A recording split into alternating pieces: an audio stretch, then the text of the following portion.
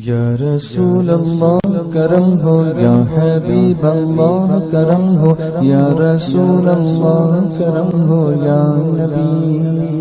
السلام علیکم ورحمۃ اللہ وبرکاتہ۔ الصلاۃ والسلام علیک یا رسول اللہ، الصلاۃ والسلام علیک یا حبیب اللہ صلی اللہ تعالی علیہ وسلم۔ بنی اسرائیل میں ایک مرتبہ اللہ تبارک و تعالیٰ نے بنی اسرائیل کے ایک نبی پر وحی فرمائی کہ تمہاری قوم میں ایک شخص ہے جو بڑا نیک بخت ہے، جا کر اسے یہ پیغام دے دو کہ اس کی جو آدھی عمر ہوگی وہ بڑی خوشحالی میں اور مال کی فراوانی میں گزرے گی، یعنی کہ اس کی آدھی عمر میں اسے بہت سارا مال و زر دنیاوی نعمتیں حاصل ہوگی، اور آدھی عمر اس کی بڑی ہی غربت میں اور قسم پرسی میں گزرے گی۔ جا کر میرا پیغام دے دو اور اس سے یہ بھی کہنا کہ رب نے تمہیں یہ اختیار دیا ہے کہ تم چاہو تو اپنی آدھی عمر کو قسم پرسی میں گزارو، یعنی کہ جو جوانی کی پہلی عمر ہے وہ چاہو تو اس میں مالداری اختیار کرو یا اس میں غربت کو اختیار کرو، یا پھر بڑھاپے کی جو آخر کی عمر ہوگی اس میں تم مالداری کو اختیار کرو۔ آدھی عمر مالداری کی ہوگی اور آدھی عمر غربت کی ہوگی، لیکن اس بندے کو یہ اختیار ہے کہ وہ چاہے تو خوشحالی کے مالداری کے دن پہلے لے لے یا پھر آخری عمر میں مالداری کی زندگی کو اختیار کر لے، اسے یہ اختیار ہے۔ اللہ کے نبی نے آ کر اس بندے کو اللہ تبارک و تعالیٰ کا یہ پیغام سنایا کہ تمہارے لیے یہ رب کا پیغام ہے کہ چاہو تو تم آدھی زندگی پہلی مالداری اختیار کر لو یا پھر آخری کی عمروں میں تم مالداری کو اختیار کر سکتے ہو۔ اس نے اپنی بیوی سے کہا کہ ایسا معاملہ ہے تو میں چاہتا ہوں کہ جو آخری کی عمر ہوگی، بڑھاپے کی عمر ہوگی، ہم اس میں مالداری کو اختیار کر لیتے ہیں۔ تو اس شخص کی بیوی نے کہا کہ نہیں، جو پہلی عمر ہے، جو جوانی کی عمر ہے، اس میں آپ مالداری کو اختیار کریں۔ جب ہم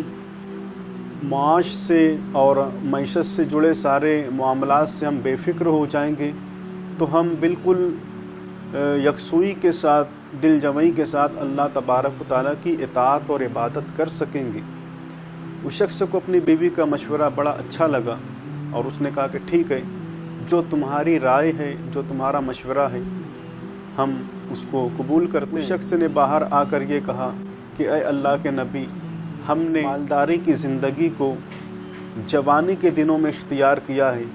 پہلے کے دنوں میں اختیار کیا ہے، اور وہ اس لیے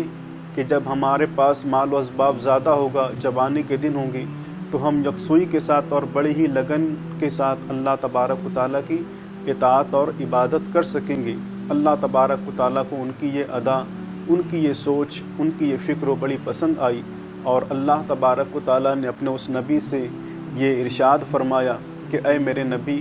تم اس بندے سے یہ بات کہہ دو کہ اس کی یہ سوچ اور اس کی یہ فکروں کی وجہ سے ہماری رحمت اس بندے سے بڑی خوش ہے، اور آدھی زندگی ہم نے اسے مال و زر اور مالداری دینے کا فیصلہ کیا تھا،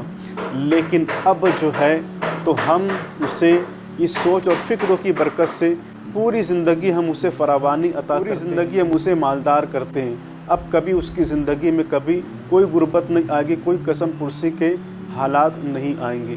تو دوستو، آپ نے دیکھا کہ اچھی سوچ اور اچھی فکروں کی وجہ سے، نیک نیتی کی وجہ سے، اچھی نیت کی وجہ سے اللہ تبارک و تعالیٰ بندوں سے کس طریقے سے خوش ہوتا ہے، اور پھر اللہ تبارک و تعالیٰ وہ کچھ نواز دیتا ہے، وہ کچھ عطا کر دیتا ہے جو کبھی بندوں کے ذہن و گمان میں بھی نہیں ہوتا۔ تو پتہ چلا کہ نیک عمل تو ہم بہت کرتے ہیں، لیکن اس کے پیچھے اگر ہماری نیتیں اچھی ہو جائیں، ہماری نیتیں اگر سنور جائیں، اس میں جو بگاڑ ہے، وہ خرابی، وہ بگاڑ کو ہم اگر دور کر دیں تو اللہ تبارک و تعالیٰ اسی عمل پر جتنا ثواب طے ہوتا ہے اتنا ہی نہیں بلکہ بہت زیادہ، بہت کچھ اللہ ہمیں عطا فرما دیتا ہے۔ نیتیں، اسی لیے آقا کریم علیہ الصلوۃ والسلام نے فرمایا کہ عمل سے پہلے اس کی نیت کو درست کر لینا چاہیے۔ میں یہ کام کیوں کر رہا ہوں؟ کچھ نیت ہے، کچھ مقصد ہے، تو مقصد اور وہ نیت ہماری درست ہونا چاہیے، نیک ہونا چاہیے۔ جب نیت ہماری درست ہوگی تو اس کا فائدہ اللہ تبارک و تعالیٰ بہت ہی بڑا اور بہت ہی عظیم عطا فرمائے گا۔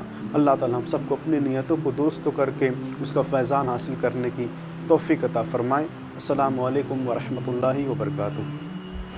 ہمارے چینل کو سبسکرائب کریں اور بیل آئیکن پر کلک کریں تاکہ آپ کو ہر آنے والے ویڈیوز کے نوٹیفیکیشن ملتے رہیں۔